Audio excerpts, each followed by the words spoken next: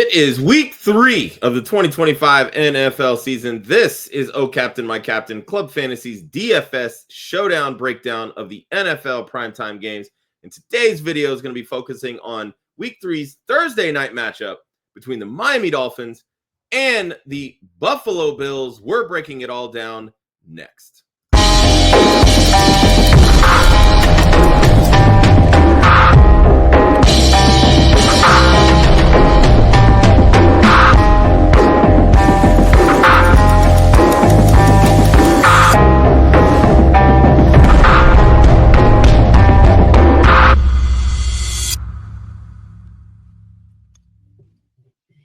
Welcome, everybody, to Oh Captain, My Captain, Club Fantasy's DFS Showdown breakdown video series.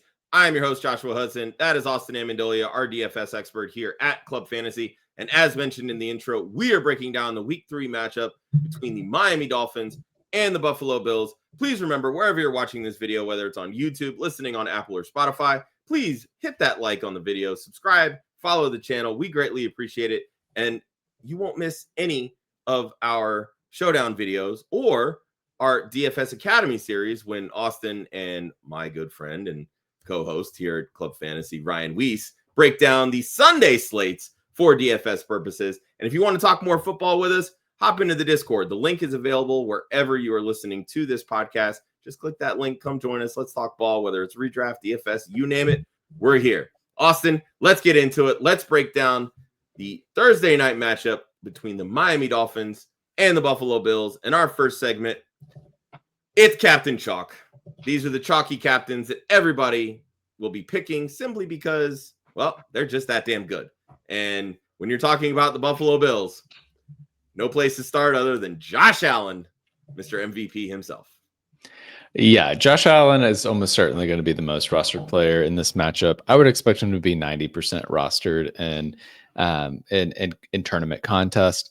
And I could see him being at least 20% rostered in the captain spot, if not more.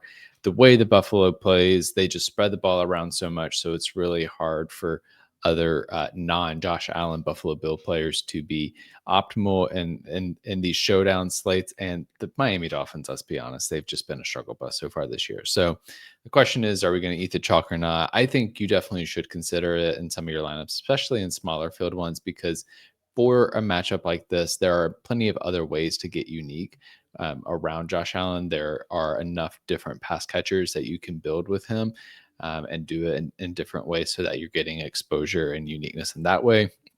I think also potentially looking at the defenses or the kickers is a way to get different with a Josh Allen captain spot. Just know that when you're playing Josh Allen in the captain spot, you're following what a lot of the field is going to do. And so you're going to need to think a little bit creatively about how you differentiate elsewhere.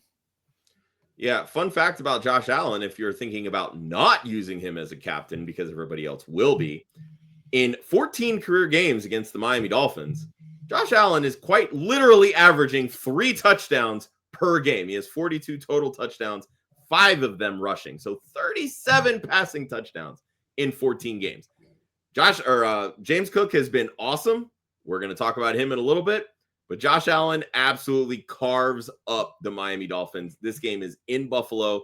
You know, fish don't like it up north. So sign up Josh Allen, baby. Our next category are the Mutineers. These are going to be the contrarian captain choices that offer a little bit of variety for all those people that are going to be using Josh Allen in the captain spot. Let's stay on the Buffalo Bills side, Austin, and let's talk about the aforementioned James Cook, who happens to be RB1 in fantasy football through 2 weeks. Yeah, would have not predicted that, but that is part of the reason why it is worth looking at him as a alternative captain pick for this week. Now, he may be pretty well rostered even as an alternative pick. I could see him being at least 10% in the captain spot. But the idea here is, what if there's a similar game script as last week where Buffalo doesn't really need to throw the ball in order to win this game, but they are able to just run the ball through James Cook and get ahead early and just continue running out the clock. With the team that they're going up against, like Miami, that is a possible game script. There's a 10.5 point spread at the recording of the show, so it is likely that the Bills get ahead and they just run the ball out. So in that scenario, if James Cook scores 2, maybe 3 touchdowns and Josh Allen doesn't, then you're getting a ton of leverage by having James Cook at that captain spot. So I do think it's worth looking at him as a way to get different off of Josh Allen. And I think you can still play Josh Allen in those lineups too. So I'm not saying don't play Josh Allen. I'm saying just put James Cook in your captain spot and you can still have Josh Allen as one of your other flex plays. Fun fact about James Cook, and what brought this to my attention is over on Underdog, the higher lower on his rush attempts is 15.5. Did you know that in all of James Cook's career games against Miami, he's never eclipsed 13 rush attempts? So something to think about, even if the game script works, because we know how much Buffalo destroyed opponents last year, and they went 2-0 against the Dolphins. But through 2 games so far, the Dolphins are allowing the 6th most to running backs, and more importantly, they allow 6 receptions per game to running backs. James Cook already is averaging 3 receptions per game at 10-yard clip. So even if Josh Allen goes off, James Cook, he can do some damage in the backfield. Staying with running backs that catch passes, about the only Dolphin you want to roster is Devon Achane, Austin. Yes, that is accurate. That's why I'm actually looking at him in the captain spot, because even though there's a good chance that the Dolphins lose in this game, I think having Devon Achane as a captain could be an interesting way to go about this, especially if you end up building a 5-1 Buffalo Bills, Miami Dolphins roster with Achane in the captain spot.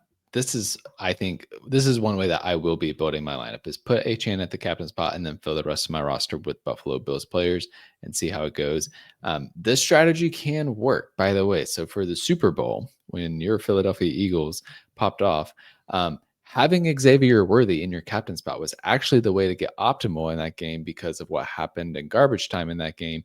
And so you could have had a Mahomes Worthy team that had 4 Philadelphia Eagles in the flex spots and still won a tournament. So I'm going with a similar mentality here that Devon Achane is going to be the best fantasy performer in this game between his PPR reception upside, the potential for him to at least score a touchdown or 2, and that just stacking Bills around him is going to be the way to get unique, because also people don't like to do that 5-1 build. It gets a little bit too heavy on one side. So by doing it, it's an easy way to get your roster unique inherently without necessarily needing to get all unique players.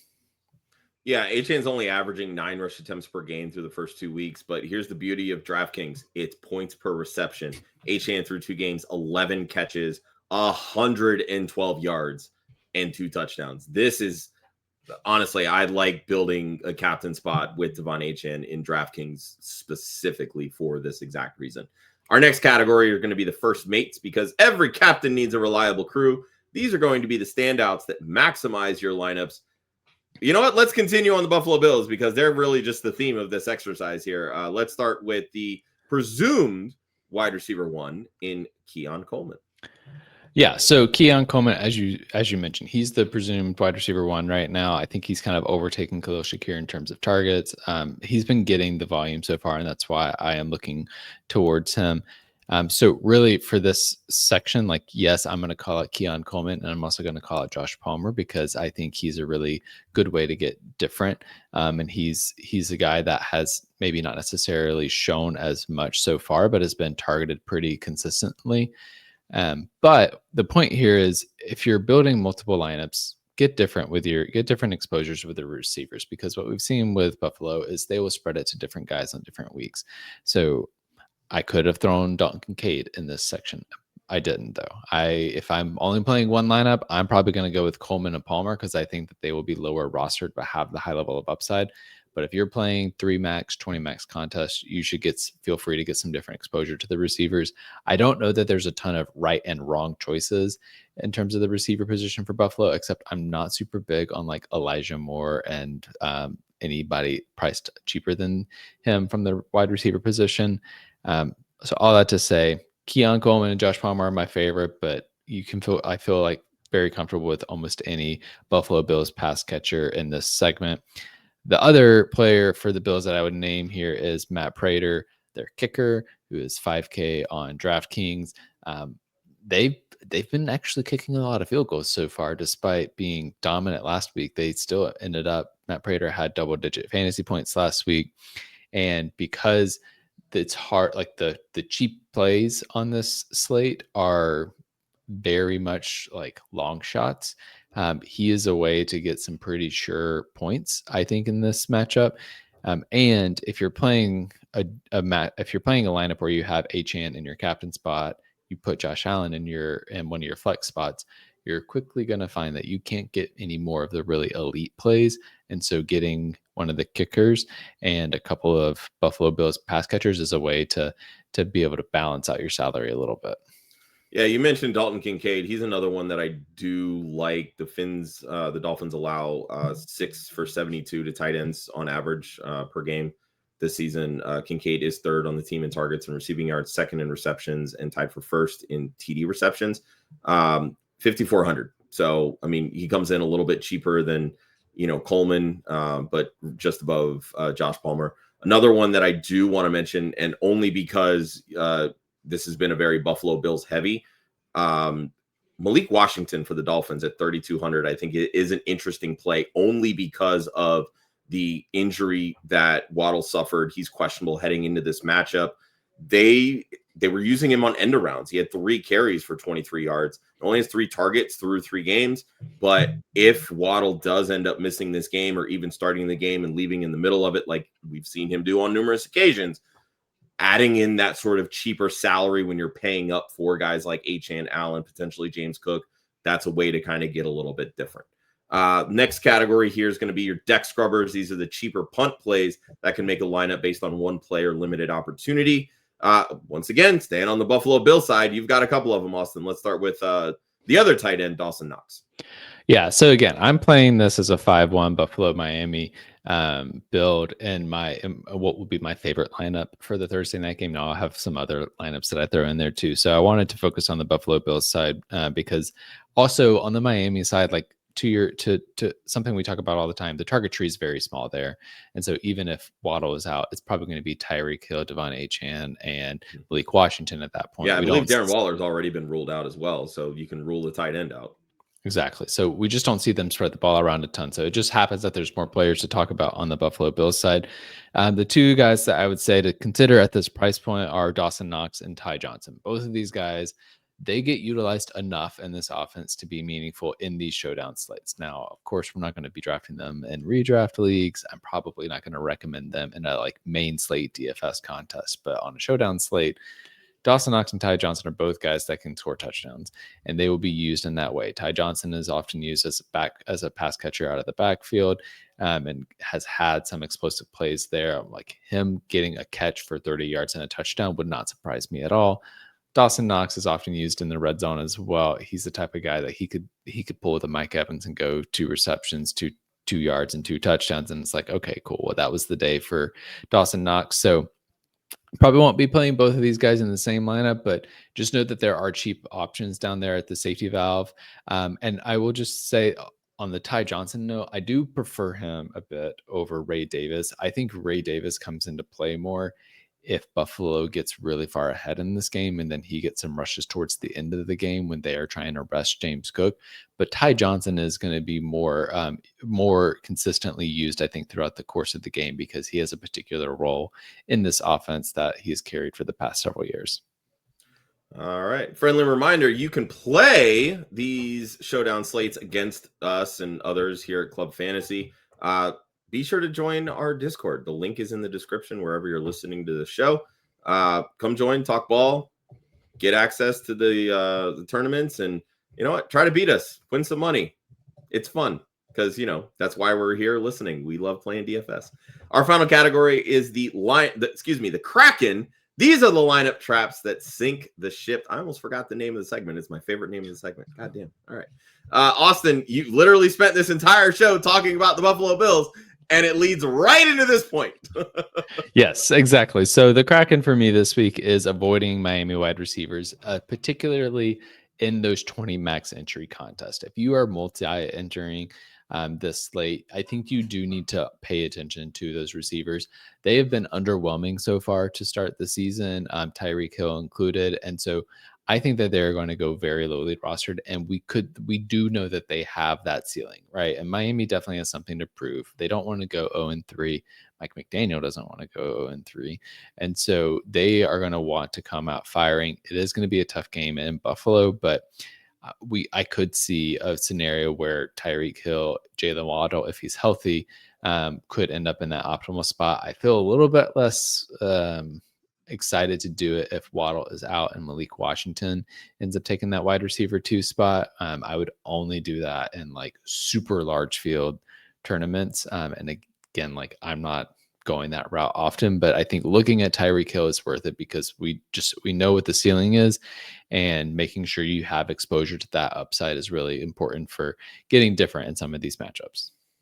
All right, friendly reminder, like the video, subscribe to us over on YouTube. If you're listening on Apple or Spotify, give us a follow, leave us a review, 5 stars preferably, but leave us a review nonetheless. It helps us in the algorithm, helps people find this show and everything that we're working on here on the DFS arm of Club Fantasy. Reminder, join our Discord. Once again, it's literally free and it's a lot of fun. We talk NFL betting, we'll talk DFS, redraft, dynasty, you name it. And speaking of betting, I want to give a shout out to Jen Piacenti and her new app, Shark Bets. Download it on Apple or Google. It's fantastic. I love it. It's free for 30 days. If you don't like the advice that she gives, stop. That's fine. Cool. But follow Shark Bets because it's awesome. You can also listen to Austin and Ryan on Friday morning drop of DFS Academy. They're previewing the Sunday slate of games for week 3. We've got all the DFS content. It's all here. We love it. Give us a follow at Club Fantasy FFL. The URL, clubfantasyffl.com. He's Austin Amendolia. I'm Josh Hudson. We'll see you guys next week for the week 4 Thursday night preview. See you.